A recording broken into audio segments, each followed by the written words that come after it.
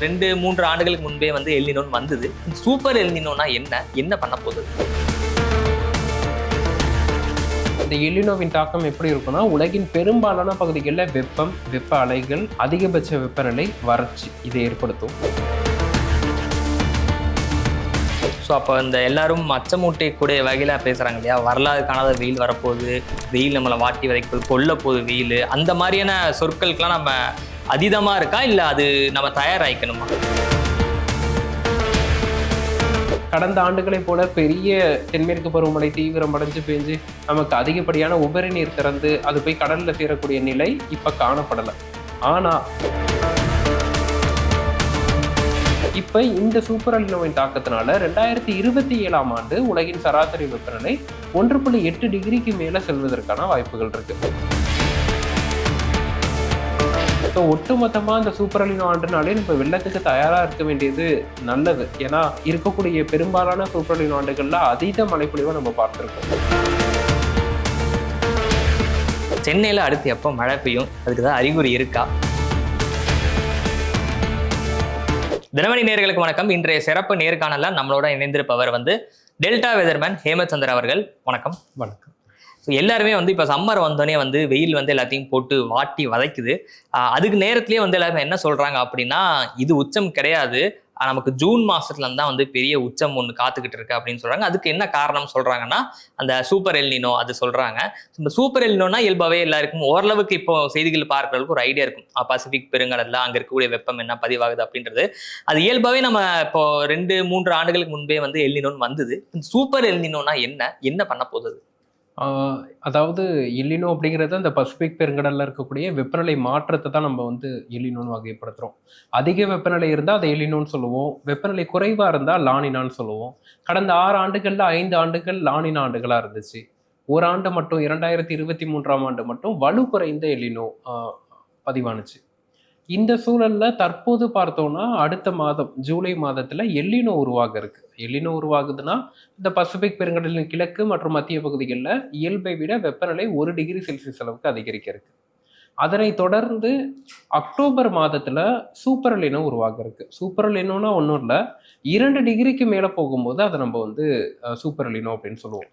அப்போ அந்த தீவிரத்தை தான் சூப்பர் எல்னினோ அப்படின்னு நம்ம குறிப்பிடுறோமோ தவிர மற்றபடி ஒன்றும் இல்லை.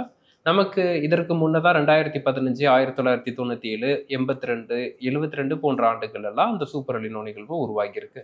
இயல்பாவே 10 ஒரு 13 ஆண்டுகளுக்கு ஒரு முறை இந்த சூப்பர் எல்னினோ நிகழ்வு ஏற்படுவது வழக்கம். இப்போ சூப்பர் எல்னினோ அக்டோபர்ல தான் தொடங்குது அப்படின்னு சொல்றீங்களா நீங்க? அக்டோபர்ல தான் அந்த சூப்பர் எல்னினோ உருவாகுது கடல்ல. இப்ப எல்னினோங்கிறது ஜூலை மாதத்துல உருவாகுது. அது சூப்பர் எல்னினோங்கிற ஒரு நிலையை அடைவது அக்டோபர் மாதம் தான் கடல் மட்டத்துல அடையுது. ஆனா ஜூன்ல இருந்து எதனால அந்த வீரியம் இருக்கும் அப்படின்னு எல்லாருமே இப்ப கணிக்கிறாங்க. அது வந்து பார்த்தோம்னா நமக்கு எல்னினோ உருவாகக்கூடிய ஒரு பகுதியா இருக்குல்ல, இப்போ சூப்பர் எல்னினோ நோக்கி நம்ம சென்றுட்டு இருக்கோம். அதன் காரணமா ஜூன் முதல் செப்டம்பர் வரையிலான காலகட்டத்தில் நமக்கு வந்து ஐரோப்பிய நாடுகள்லாம் இது வந்து சம்மர் சீசன் அவங்களுக்கு. நமக்கு இப்போ தென்மேற்கு பருவமழை தொடங்கிருச்சு. இப்போ ஐரோப்பிய நாடுகள் அது போன்ற ஒரு வெப்பம் சந்திக்கக்கூடிய நாடுகளில் வெப்பத்தின் தாக்கம் அதிகமாக இருக்கும். நம்மை பொறுத்தளவுக்கு தமிழ்நாட்டில் தென்மேற்கு பருவமழை நேரடியாக பலன் தரலனாலும் இந்தியாவின் பெரும்பாலான மாநிலங்கள் தென்மேற்கு பருவமழை தான் டிபெண்ட் பண்ணியிருக்காங்க.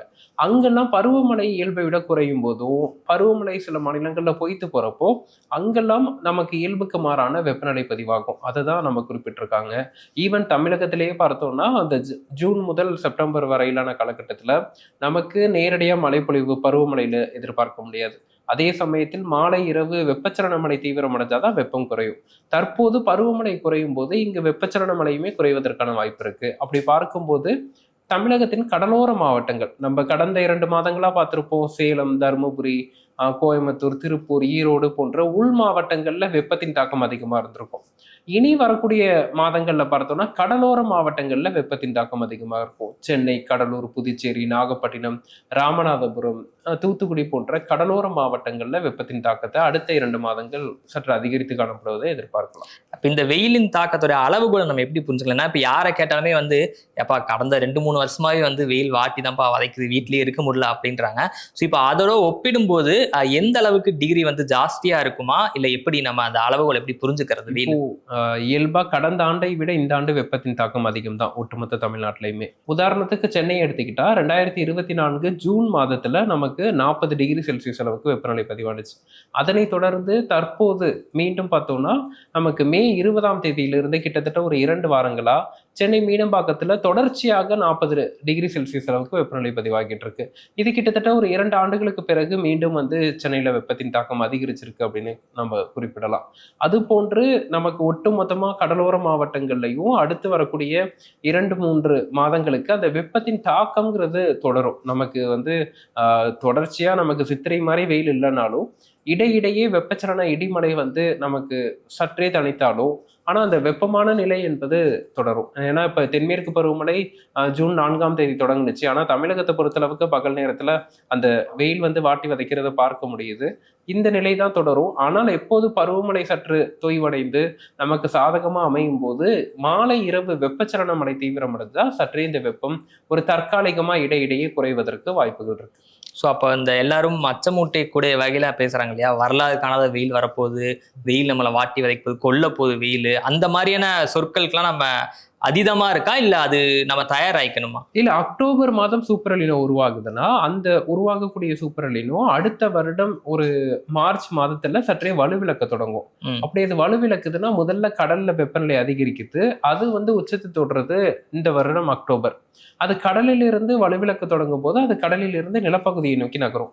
அப்போ 2027ஆம் ஆண்டு கோடை காலம் அந்த மார்ச் முதல் ஜூலை வரையிலான காலகட்டத்தில் தான் உலக அளவுல வெப்பத்தின் தாக்கம் அதிகமா இருக்கும், வெப்ப அலைகளின் தாக்கம் அதிகமா இருக்கும். அதே போல அதிகபட்ச வெப்பநிலை பதிவாவதற்கான வாய்ப்புகள் இருக்கும். குறிப்பா நமக்கு 2024ஆம் ஆண்டு உலகின் சராசரி வெப்பநிலை 1.55°C அளவுக்கு அதிகரிச்சிச்சு. இப்போ அதே மாதிரி இதற்கு முன்னதான் ஒரு சூப்பர் எலினோ உருவானதா 1997ஆம் ஆண்டு. அப்போ பாத்தீங்கன்னா 1998ஆம் ஆண்டு அன்றைய காலகட்டத்துல வரலாறு காணாத அளவிற்கு 1.1°C அளவுக்கு உலகின் சராசரி வெப்பநிலை அதிகரிச்சிச்சு. அதுதான் அதிகபட்சமா இருந்துச்சு. அதன் பிறகு தொடர்ச்சியா அதிகரித்து வந்து நமக்கு 2024ல 1.55ன்னு மற்றொரு உச்சத்தை தொட்டதை பார்க்க முடியுது. இப்ப இந்த சூப்பர் எலினோவின் தாக்கத்தினால 2027ஆம் ஆண்டு உலகின் சராசரி வெப்பநிலை 1.8°க்கு மேல செல்வதற்கான வாய்ப்புகள் இருக்கு. இப்ப தனியா மீண்டும் வந்து அடுத்த ஆண்டு வெப்பம் தான் அதிகரிக்கும். அப்படி பார்க்கும்போது தற்போதே வெப்பம் அதிகரிச்சிருச்சு. இந்த பதிவாகக்கூடிய வெப்பநிலை கடந்த ஆண்டுகளை விட அதிகம்தான்.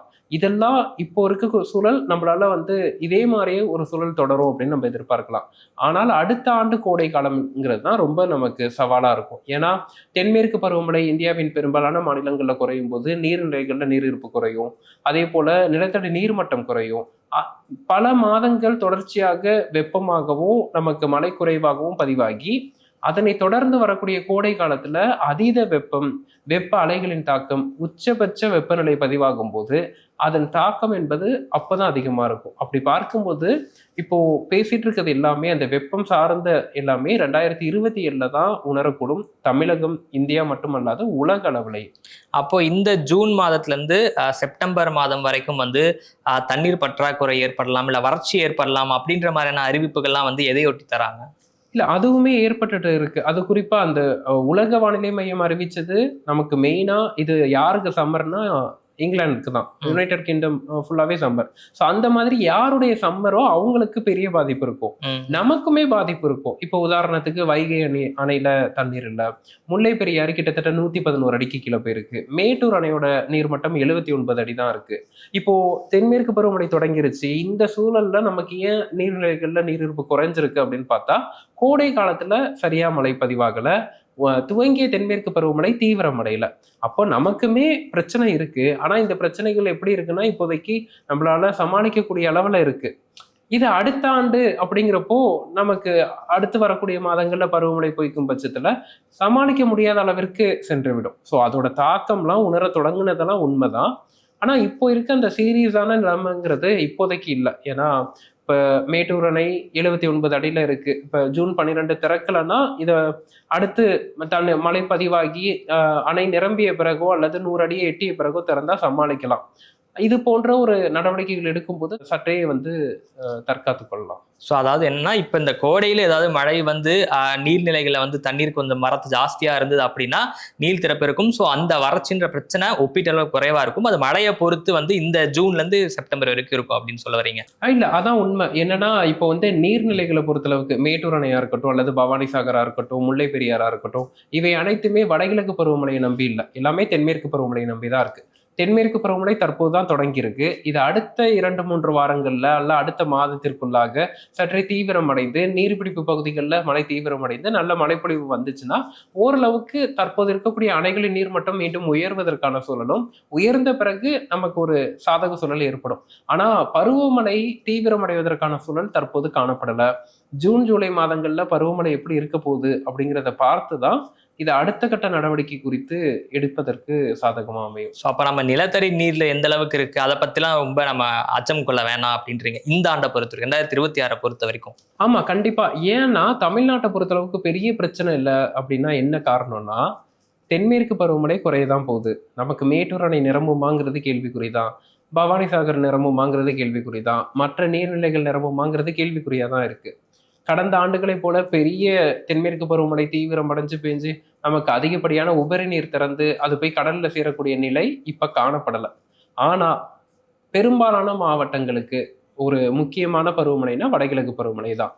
அதுவும் குறிப்பா கடலோர மாவட்டங்களுக்கு சென்னை முதல் கன்னியாகுமரி வரையிலான பகுதிகளில் இந்த ஆண்டு வடகிழக்கு பருவமழை இந்த அக்டோபர், நவம்பர், டிசம்பர் மாதங்கள்ல இயல்புக்கு அதிகமா பதிவாகும். இது கடலோர மாவட்டங்கள் மட்டுமின்றி உள் மாவட்டங்களையும் நல்ல மழைப்பொழிவு கொடுக்கும். ஸோ அந்த வடகிழக்கு பருவமழையில நல்ல ஒரு மழைநீர் சேகரிப்பு போன்றவை செய்யும் போது கண்டிப்பாக நிலத்தடி நீர் மட்டத்தை வெகுவா குறையாம நம்ம வந்து தற்காத்து கொள்ள முடியும். ஸோ அந்த வடகிழக்கு பருவமழையை எப்படி நம்ம அணுகிறோம், அரசு எப்படி அணுகுது அப்படிங்கிறது தான் இந்த ஆண்டு நமக்கு மிகவும் முக்கியமான ஒன்றா இருக்கும். இந்த வடகிழக்கு பருவமழை தான் அடுத்த ஆண்டு கோடை காலத்துல பெரும் வறட்சி ஏற்படுமா அல்லது நமக்கு சமாளிக்க முடியுமா என்பதை தீர்மானிக்கக்கூடிய ஒரு முக்கிய காரணி அமையும்னு எதிர்பார்க்கலாம். ஸோ இந்த வறட்சின்ற பிரச்சனை இப்போ 2026 நம்ம பெருசா அச்சம் கொள்ள வேண்டாம். 2027 என்ன நடக்கும்ன்றது வடகிழக்கு பருவமழை பொறுத்து இருக்கும் அப்படின்னு இருக்கிறீங்க. ஸோ இப்போ இந்த வானிலை மாற்றம் வந்து ரொம்ப அதிகமா இருக்கும் அப்படின்னு எல்லாருமே கணிக்கிறாங்க சூப்பர் எல்னினோனால. அதனால வெயில் ஒரு பக்கம் சொன்னாலும் மழையின் வந்து நிறைய பெய்யும் அப்படின்றாங்க. அதாவது வெள்ளம் வந்து நிறைய இடங்கள்ல ஏற்படுறதுக்கு வாய்ப்பு இருக்கு அப்படின்னு சொல்லியிருக்கிறாங்க. ஸோ அப்போ இங்க வெள்ளம் ஏற்படும் அப்படின்னா இங்க கடலோர மாவட்டங்கள், நம்ம இங்க சென்னை சொல்லலாம், சென்னை சுற்றி இருக்கக்கூடிய மாவட்டங்கள், அதுக்கப்புறமா தென் மாவட்டங்கள், இங்க எல்லாமே வந்து நம்ம ஒரு சூழல் எதிர்கொள்ள போறோமா இந்த வருஷம்? அதாவது இந்த எலினோவின் தாக்கம் எப்படி இருக்கும்னா, உலகின் பெரும்பாலான பகுதிகளில் வெப்பம், வெப்ப அலைகள், அதிகபட்ச வெப்பநிலை, வறட்சி இதை ஏற்படுத்தும். பெரும்பாலான பகுதிகளில் அதை ஏற்படுத்தினாலும் ஒரு குறிப்பிட்ட சில பகுதிகளில் அதீத மழைப்பொழிவு, குறுகிய காலத்துல தீவிர மழை, வெள்ளப்பெருக்கு ஏற்படுத்தும். இப்போ உதாரணத்துக்கு இந்தியாவை எடுத்துட்டா, இந்தியாவுக்கு முக்கியமான பருவமழை தென்மேற்கு பருவமழை. இந்த தென்மேற்கு பருவமழை இயல்பை விட குறைவதற்கும், பல மாநிலங்கள்ல இயல்புக்கு குறைவான மழையும் பற்றாக்குறை மழையும் பதிவாவதற்கும், சில மாநிலங்கள்ல நமக்கு வந்து மழை பொய்த்து போறதுக்கும் வாய்ப்புகளை ஏற்படுத்தும். அதே சமயத்துல வடகிழக்கு பருவமழை வந்தா நமக்கு தமிழ்நாடு, அதை ஒட்டி இருக்கக்கூடிய தெற்கு ஆந்திரா மற்றும் கேரளா மாநிலங்கள் தான் இந்த வடகிழக்கு பருவமழையில மழைப்பொழிவு பெறக்கூடிய மாநிலங்கள். இந்த வடகிழக்கு பருவமழை மிகவும் சாதகமா அமையும். இங்க தமிழ்நாட்டுல தெற்காந்திரால இயல்புக்கு அதிகமான மழைப்பொழிவு பதிவாகும்.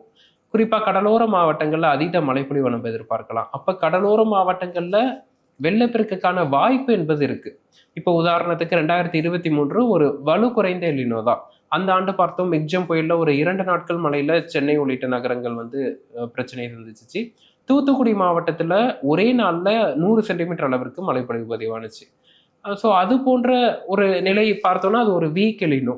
அதுவே இதற்கு முன்னதாக உருவான அந்த சூப்பர் எலினோ ஆண்டுகள்லாம் 2015 சென்னை பெருவெள்ளம் தான் அனைவருக்கும் ஞாபகம் இருக்கும். ஆனா கடலூரும் பாதிக்கப்பட்டுச்சு, நாகப்பட்டினமும் பாதிக்கப்பட்டுச்சு, தூத்துக்குடி, திருநெல்வேலி உள்ளிட்ட மாவட்டங்களும் 2015 பாதிக்கப்பட்டுச்சு. 1997 தொடர்ச்சியான வெள்ள பாதிப்புகளை காவிரி டெல்டா மாவட்டங்களும் தென் மாவட்டங்களும் சந்திச்சிச்சு. ஸோ ஒட்டுமொத்தமா இந்த சூப்பர் எலினோ ஆண்டுனாலே நம்ம வெள்ளத்துக்கு தயாரா இருக்க வேண்டியது நல்லது. ஏன்னா இருக்கக்கூடிய பெரும்பாலான சூப்பர் எலினோ ஆண்டுகள்ல அதீத மழைப்பொழிவை நம்ம பார்த்திருக்கோம். இப்படி பார்க்கும்போது இந்த ஆண்டுமே அதற்கான ஒரு பிரச்சனை இருக்கு. அதே சமயத்துல விவசாயிகள் என்னன்னா, கடந்த ஆண்டுகள்லாம் தொடர்ச்சியாக நீடித்த பருவமழை, ஜனவரி மாதத்துல அறுவடை சமயத்துல பெரும் பாதிப்பு, குளிர்கால மழை பிப்ரவரி மாதத்துல மழைப்பொழிவு பதிவாகி விவசாயிகளை பாதிப்படைய செய்வது, குளிர்கால பயிர்கள் எதுவுமே விதைக்க முடியாம நமக்கு கோடை காலத்துல இருக்கக்கூடிய இந்த வெள்ளரிக்காய், தர்பூசணி போன்ற பயிர்கள், பருத்தி போன்ற பயிர்கள்லாம் மழைப்பொழிவுல பாதிக்கப்படுறது இதெல்லாம் பார்த்திருப்போம் கடந்த ஒரு 4-5 ஆண்டுகளா. ஆனா இந்த எல்னினோவின் தாக்கத்தினால வடகிழக்கு பருவமழை சரியான நேரத்துல தொடங்கி சரியான நேரத்துல முடிவடையும். மார்கழி முதல் வாரத்திலேயே தீவிர மலைச்சுற்றுகள் நிறைவு பெற்றுடும். ஸோ அப்போ அறுவடை டயத்துல அவர்களுக்கு பெரிய ஒரு பாதிப்பு இருக்காது. ஸோ சரியான பட்டத்துக்கு பயிர் செய்யறது நல்லது. இப்ப நீங்க விவசாயிகள்னு சொல்றது எல்லா விவசாயிகள் சொல்றீங்களா, இல்ல குறிப்பிட்ட ஜோன் வாரியா நம்ம எதுவும் மாறி மாறி நம்ம இல்ல, அணுகணுமா? ஒட்டுமொத்த தமிழக விவசாயிகளுக்கு இந்த ஆண்டு வடகிழக்கு பருவமழை என்பது சரியான நேரத்துல தொடங்கி சரியான நேரத்துல நிறைவு பெறும் அப்படின்னு நம்ம எதிர்பார்க்கலாம். அப்ப அவர்கள் அந்த நீடித்த குளிர்கால மழையில பாதிக்கப்பட்ட தமிழக விவசாயிகள் ஒட்டுமொத்த தமிழகத்திற்குமே இந்த ஆண்டு, அதாவது 2027ஆம் ஆண்டு ஜனவரி பிப்ரவரி மாதங்கள்ல அந்த அறுவடை காலகட்டத்துல பாதிக்கக்கூடிய மழைக்கான வாய்ப்புகள் குறைவு அப்படிங்கிறதும் இங்க பார்க்கலாம். ஸோ இப்போ நம்ம எல்லாமே வானிலை சார்ந்த நிகழ்வுகள் எல்லாமே கடந்த கால டேட்டாஸ் அதை வச்சு நம்ம ஒப்பிட்டு பார்ப்போம். ஸோ இப்போ நீங்கள் சூப்பர் எல்னினோன்னு குறிப்பிட்ட ஆண்டுகள் எல்லாருக்குமே இப்போ இருக்கக்கூடிய மக்களுக்கு பெரும்பாலும் நினைவு இருக்குது. நீங்கள் குறிப்பிட்ட மாதிரி 2015. ஸோ அது ஒரு பெரிய ஜெர்க் எல்லாருக்குமே உண்டாக்குன்றனால அதை நோக்கி எதிர்கொள்றதுக்கு தயாரா இருந்தா போதுமா, இல்லை ஒரு மாதிரி, ஏன்னா எல்லாருக்குள்ளயுமே ஒரு இப்போ நீங்க செய்திகள் பார்த்துருப்பீங்க, சமூக ஊடகங்கள் பார்த்துருப்பீங்க, எல்லாருக்குள்ளயுமே இந்த ஆண்டு வானிலை சார்ந்த நிகழ்வு மோசமா இருக்கும் போது பெருசா நம்ம இயற்கை சீற்றங்கள் எதிர்கொள்ள போறோம், தயாருங்க அப்படின்ற மாதிரி ஒரு அச்சமூட்டக்கூடிய வகையில இருக்கு. அந்த அளவுக்கு நம்ம அதீத அச்சம் கொண்டுக்கணுமா, இல்லை விழிப்புணர்வு மட்டும் போதுமா? இல்ல, அச்சப்பட தேவையில்லை. அதே சமயத்துல என்ன நடக்க போகுதுங்கிறத உணரணும். 2015 எடுத்துட்டா ஒரு நல்ல உதாரணமா சொல்லலாம். 2015 சென்னை பெருவெள்ளம், சென்னை மட்டுமல்லாது தமிழகத்தின் பெரும்பாலான பகுதிகள் பெருவெள்ளத்தை சந்திச்சிச்சு. ஆனா 2016, 17 இந்த அடுத்த 2 ஆண்டுகள் தமிழகமே பெரும் வறட்சியை சந்திச்சிச்சு. ஸோ எப்படி ஒரு பெருவெள்ளம் அடுத்த ஆண்டு கோடை காலத்துல வறட்சியா மாறுனுச்சு அப்படிங்கிற ஒரு கேள்வி கண்டிப்பா வரணும். எப்படின்னா, என்ன காரணம்னா, நமக்கு முக்கிய நீர்நிலைகள்னா அது மேட்டூர், பவானிசாகர், முல்லை பெரியாறு போன்ற முக்கிய நீர்நிலைகள் அனைத்துமே மேற்கு மாவட்டங்கள்ல தான் இருக்கு. இவை அனைத்துமே தென்மேற்கு பருவமழையை தான் சார்ந்திருக்கு. அப்ப தென்மேற்கு பருவமழை பொய்த்து போய் அங்க அந்த நீர்நிலைகள் நிரம்பாத தருணத்துல வடகிழக்கு பருவமழை கடலோர மாவட்டங்கள்ல அதீத மழையை கொடுத்து ஒரு வெள்ளப்பெருக்கு ஏற்படுத்துனுச்சுன்னா, கடலோர மாவட்டங்கள்ல அணைகள் கிடையாது. அதே மாதிரி வெள்ளப்பெருக்கு ஏற்படும் போது கண்டிப்பாக கரை உடைப்பெல்லாம் உடைஞ்சு நம்மளால 100% நீரையும் சேமிக்க முடியாது. அப்போ இது போன்ற ஒரு நிலை அடுத்த ஆண்டு தண்ணீர் தட்டுப்பாட்டையும் கோடை காலத்துல ஒரு வறட்சி நிலையும் ஏற்படுத்துவதற்கு சாதக நிலையா இருக்கும். ஸோ அப்போ அதே மாதிரி நம்ம என்ன எதிர்பார்க்கிறோம்னா, தற்போதே வெப்பம் அதிகரிச்சிருச்சு, இந்த வெப்பமே மக்களால தாங்க முடியல, இதுல அடுத்த ஆண்டு வெப்பத்தின் தாக்கம் அதிகமா இருக்கும், உலகின் சராசரி வெப்பநிலை உயரும், அது மட்டும் அல்லாது தமிழ்நாட்டுக்கே வெப்ப அலைகளின் தாக்கம் அதிகமா இருக்கும்னு எதிர்பார்க்கிறோம். அப்ப இப்பயே இன்னைக்கே அதற்கான ஒரு முன்னெச்சரிக்கை நடவடிக்கைகளை தனிநபர்களும் அரசும் எடுக்கும் பட்சத்துலதான் இந்த ஒரு ஈவெண்ட்டை நம்ம எதிர்கொள்ளலாம். இது இயல்பா மக்கள் அச்சப்பட தேவையில்லை. அதே சமயத்துல இது மாதிரியான ஒரு காரணிகள்லாம் இருக்கு. இப்போ ஒரு குறிப்பா சொல்லணும்னா, இது போன்ற ஒரு தீவிரமான எல்லினோ, சூப்பர் எல்லினோ கிட்டத்தட்ட 150 ஆண்டுகளுக்கு பிறகு உருவாகுது.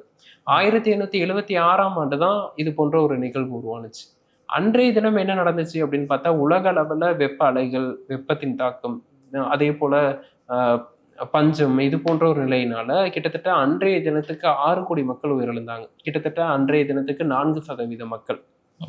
ஆனா அது போன்ற ஒரு நிலை இன்னைக்கு வரப்போறது இல்லை. ஏன்னா அன்னைக்கு எலினோனா என்னன்னு தெரியாது, எலினோக்கு என்ன முன்னேற்பாடு செய்யணும்னு தெரியாது, அதன் தாக்கம் என்ன இருக்க போகுதுன்னு யாருக்கும் தெரியாது. இன்றைக்கு அப்படி கிடையாது. நம்ம கிட்டத்தட்ட ஒரு 6 மாதமாவே இதை பத்தி பேசிக்கிட்டு இருக்கோம். இன்றைய தினம் உலக அளவுல அதை பத்தி பேச ஆரம்பிச்சிருக்காங்க, அதற்கான முன்னெச்சரிக்கை நடவடிக்கைகள் எடுக்கிறாங்க. அதே சமயத்துல மற்றொன்று ஒண்ணு இருக்கு. என்னன்னா, அன்னைக்கு அந்த 4% உலகின் மக்களை பாதிச்ச அந்த எலினோ உருவானப்ப உலகுல காலநிலை மாற்றம்னு ஒண்ணு இல்லை, உலகின் புவி வெப்பமயமாதல்னு ஒண்ணு இல்லை. இன்னைக்கு அது எல்லாமே எக்ஸ்ட்ரீமா இருக்கு. அப்ப அந்த எக்ஸ்ட்ரீம்ல இன்னொரு எக்ஸ்ட்ரீமா பார்க்க போறோம். அப்போ அதோட இன்டென்சிட்டியும் அதிகமா இருக்கும். ஸோ நம்ம ஜஸ்ட் லைக் தட் எல்லாமே சொல்லுவாங்க, நம்ம இதெல்லாம் ஒன்றும் ஆகாது அப்படின்னு போறதுக்காக இதை சொல்லலை. அது நம்ம மட்டுமே இதை பேசலை. இப்போ உலக வானிலை மையம் பேசியிருக்காங்க, ஐநா எச்சரிக்கை விடுத்திருக்காங்க. இது நமக்கு மட்டும் இல்லை, உலக அளவில் பெரும் தாக்கத்தையும் பொருளாதார இழப்புகளையும் உற்பத்தி திறனையும் குறைப்பதற்கான வாய்ப்புகள் இருக்கு. அப்போ நம்ம என்ன பண்ண முடியும், தமிழ்நாடு என்ன பண்ண முடியும், ஒவ்வொரு தனி மாவட்டம் என்ன பண்ண முடியும், ஒவ்வொரு தனிநபர்கள் இதை என்ன பண்ணணும் அப்படின்னு யோசிச்சா மட்டும்தான் இதை நம்மளால எதிர்கொள்ள முடியும். ஸோ இப்போ நம்ம விழிப்புணர்வு பற்றி பேசணுன்றதுக்காக இந்த வெப்பலை நேரம் பயன்படுத்தினாலும் அந்த வெப்பலைன்னா என்ன மாதிரி குறிப்பிட்டு இப்போ ஒரு குறிப்பிட்ட நேரத்துக்கு வெயிலின் தாக்கம் ரொம்ப அதிகமாக இருக்குமா, 12லேருந்து 3 அந்த மாதிரி நிறைய பேர் சொல்கிறாங்க. ஸோ அந்த நேரம் வெயில் ரொம்ப அதீதமாக இருக்குமா, அந்த நேரம் என்ன மாதிரி வெளில போகாமல் இருக்கணும் அப்படின்ற மாதிரி சொல்கிறாங்க. அதுதானா இல்லை வேற ஏதாவது நம்ம பண்ணணும்? வெப்ப அலை அப்படிங்கிறது ஒரு குறிப்பிட்ட பகுதியில் நமக்கு 4.5 6 டிகிரி செல்சியஸ் வரைக்கும் இயல்பை விட வெப்பநிலை அதிகரிக்கும் போது நம்ம அதை வெப்ப அலை அப்படின்னு குறிப்பிடுறோம். இப்போ உதாரணத்துக்கு இங்க 38 39 டிகிரி செல்சியஸ் இருக்கு அப்படின்னா 45 டிகிரி செல்சியஸா வரதுக்கு வாய்ப்பு இருக்கு. அந்த அளவுக்கு வரும்போது தான் நம்ம அதை வெப்ப அலை அப்படின்னு சொல்லுவோம். இயல்பான வெப்பநிலையை விட 4.5 6 டிகிரி செல்சியஸ் அளவுக்கு வெப்பநிலை அதிகரிக்கணும். அது மட்டும் இல்லாது 40 டிகிரிக்கு மேல அந்த 4.5 டிகிரி இயல்பை விட அதிகரிச்சாலும் அந்த 40 டிகிரி செல்சியஸ்க்கு மேல அதிகரிக்கணும். அதே போல வெப்ப காற்றின் தாக்கம் இருக்கணும். அந்த நண்பகல் 11 மணிலிருந்து 3 மணிக்கு இடைப்பட்ட நேரத்துல இவை அனைத்தையும் வச்சுதான் வெப்ப அலை அப்படின்னு நம்ம விடுவோம். அப்போ வெப்ப அலைனா என்னன்னா, இயல்பை விட அதிக வெப்பநிலை பதிவாக போகுது. நண்பகல் நேரத்துல வெப்ப காற்றின் தாக்கம் இருக்கும். அதே போல அதிகபட்ச வெப்பநிலை பதிவாவதற்கான வாய்ப்பு இருக்கு. இதுதான் இதோட பொருள், அப்படிதான் நம்ம எடுத்துக்கணும்.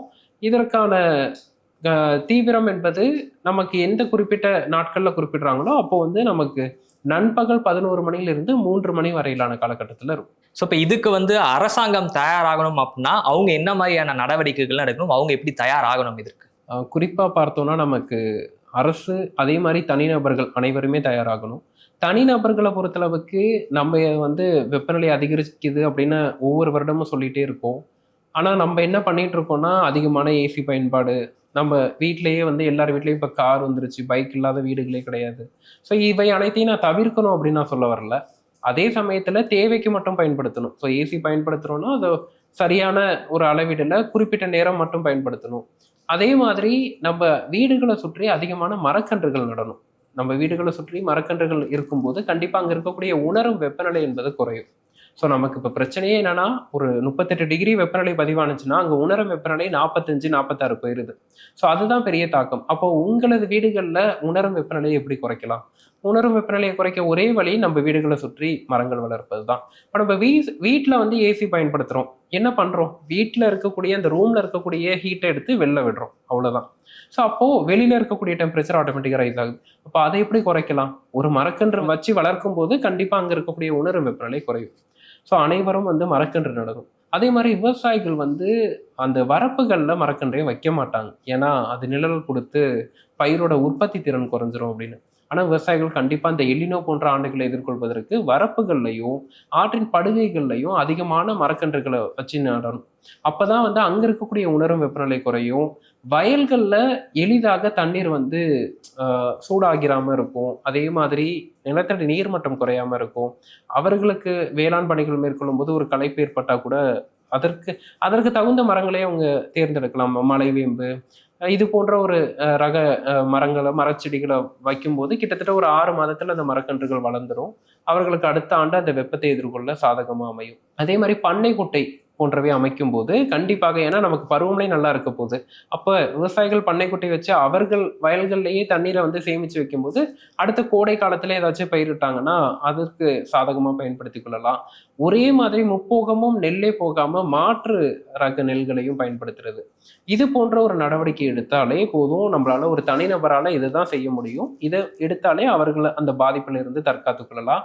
குறிப்பா அந்த வெப்ப அலைகள் இருக்கு, அதிகமான வெப்பம் இருக்குன்னு உணர்ந்தாலே அந்த குறிப்பிட்ட 11 மணிலிருந்து 3 மணிக்கு இடைப்பட்ட நேரத்துல வயல்கள்ல இருக்கக்கூடிய வேலைகளை ஒண்ணு முற்பகலோ அல்லது பிற்பகலுக்கு பின்போ மாலைக்கு பின்போ திட்டமிட்டு கொண்டாலே போதும், விவசாயிகள் இதை எதிர்கொள்ள முடியும். அதே சமயத்தில் அரசு தரப்புல பார்த்தோம்னா நமக்கு திருவள்ளூர் மாவட்டத்துல கடந்த ஆண்டு நமக்கு பார்த்தோம்னா செயல்படாத ஆழ்துணை கிணறுகள்ல மழைநீர் சேகரிப்பை வந்து விரிவுபடுத்தியிருந்தாங்க. ஸோ அது கிட்டத்தட்ட பார்த்தீங்கன்னா 1200 செயல்படாத ஆழ்துணை கிணறுகள்ல மழைநீர் சேகரிப்பை விரிவுபடுத்தி மாவட்டத்தின் நீர்மட்டம்ங்கிறது 5 அடி அளவுக்கு உயர்ந்திருந்துச்சு கடந்த ஆண்டு பருவமழைக்கு பின்பு. ஓகே. ஸோ அது போன்ற ஒரு நிலையை நமக்கு தமிழகம் முழுவதும் அனைத்து இடங்கள்லையுமே எடுக்கணும். யார் யாரெல்லாம் ஆழ்துணை கிணறுகள் வச்சிருக்காங்களோ 1000 அடி வரைக்கும் போயிட்டாங்க.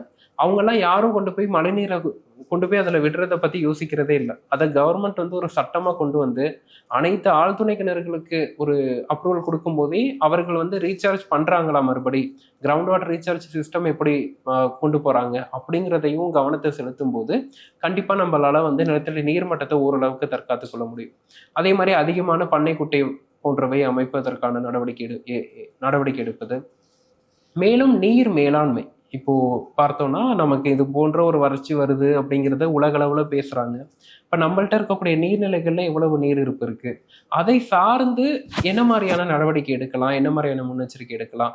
உதாரணத்துக்கு குறுவைக்கு ஜூன் 12 தண்ணீர் திறக்க வேண்டிய ஒரு சூழல்.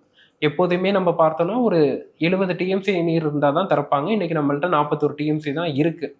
அப்போ இப்ப எதிர்காலத்தையும் கணக்கில் கொண்டு எப்படி இருந்தா சாத்தியமா இருக்கும், அதெல்லாம் பொறுத்து ஒரு முடிவெடுத்து அது தண்ணீர் நீர் மேலாண்மையை வந்து மேலும் வந்து பலப்படுத்தணும். அதே மாதிரி வடகிழக்கு பருவமழை காலகட்டத்தில் தமிழகம் முழுவதும் இயல்புக்கு அதிக மழை இருக்க போகுது. அப்ப தமிழகம் முழுவதும் அனைத்து மாவட்டங்களையும் நீர்நிலைகளை தூர்வாரி, அதே போல கரைகளை சரிப்படுத்தி, அந்த அதிகமான மழை பெய்தாலும் ஒரு பாதிப்பு ஏற்படாதவாறு அதற்கு தேவையான முன்னெச்சரிக்கை ஏற்பாடுகள் செய்யும்போது கண்டிப்பாக வடகிழக்கு பருவமழையில நல்ல மழைநீரை வந்து நம்மளால சேகரிக்கவும் முடியும், சேமிக்கவும் முடியும், நிலத்தடி நீர்மட்டத்தையும் உயர்த்த முடியும். அப்படி தயாரா இருந்தாலே அடுத்த ஆண்டு வரக்கூடிய வெப்பத்தையும் அந்த வறட்சி நிலையும் நம்மளால எதிர்கொள்ள முடியும். அதே மாதிரி இந்த ஆண்டும் வெள்ள பாதிப்பு ஏற்படாம தற்காத்து கொள்ள முடியும். சென்னை போன்ற இந்த மாநகர பகுதிகளில் அதிக மரக்கன்றுகள் நடணும். அரசு அலுவலகங்கள், அரசு பள்ளிகள், கல்லூரிகள் இங்கெல்லாம் அதிகமான மரக்கன்றுகள் நட்டு மழைநீர் சேகரிப்பா அனைத்து அரசு அலுவலகங்களையும் கட்டாயமாக்கி இப்பவே இருக்கு, அதெல்லாம் வந்து செயல்படுதான்னா கிடையாது. ஸோ அதெல்லாம் மாற்றி கொண்டு வரும்போது கண்டிப்பாக தமிழகம் மற்ற மாநிலங்களை விட இந்த எலினோவை எதிர்கொள்வதற்கு சிறப்பா இருக்கும். ஸோ இந்த கேள்வி உங்ககிட்ட கேட்காம நிறைவு செய்யவே முடியாது. சென்னையில அடுத்து எப்போ மழை பெய்யும், அதுக்கு தான் அறிகுறி இருக்கா? சென்னையை பொறுத்தளவுக்கு நமக்கு தென்மேற்கு பருவமழை நல்லா வலுவா பதிவாகி கேரளா, கர்நாடகால எப்பெல்லாம் வலு குறையுதோ, அதாவது அவர்களுக்கு பருவமழை நல்ல தீவிரமா பதிவாகி குறைஞ்சிருச்சுன்னா அங்க இருக்கக்கூடிய ஈரப்பதம் இங்க வரும். நமக்கு பகல்ல வெயில் இருந்தாலும் மாலை நேரத்துல அந்த கடல் காற்று உள்ளே வந்து இரவு நேரத்துல இடிமலையை எதிர்பார்க்கலாம். இப்போ என்னன்னா தீவிரமான தென்மேற்கு பருவமழை கேரளா, கர்நாடகால இல்லை. ஸோ அதனாலதான் நமக்கு வெப்பம் அதிகமாகவே இருந்துட்டு இருக்கு. கண்டிப்பா ஜூன் 10 பிறகு மழைக்கான வாய்ப்புகள் இருக்கு. இடையிடையே மாலை இரவு நேரத்துல இடியுடன் கூடிய மழை ஆங்காங்கே பதிவாகும். பரவலான மழை என்பது ஜூன் 10 பிறகு கடலோர மாவட்டங்கள்ல எதிர்பார்க்கலாம். ஸோ பார்க்கலாம். பலை குறித்து, மழை வெள்ளம் குறித்து, என்ன எதிர்கொள்ள போறோம் குறித்து பல்வேறு விஷயங்கள் சொல்லியிருக்கிறீங்க. நிச்சயமா அது வந்து பார்வையாளர்களுக்கு ஒரு பெரிய ஒரு விழிப்புணர்வா அமையும்னு நினைக்கிறேன். ஸோ நம்ம வேறொரு சந்தர்ப்பத்துல மீண்டும் விரிவாக பேசலாம். நன்றி.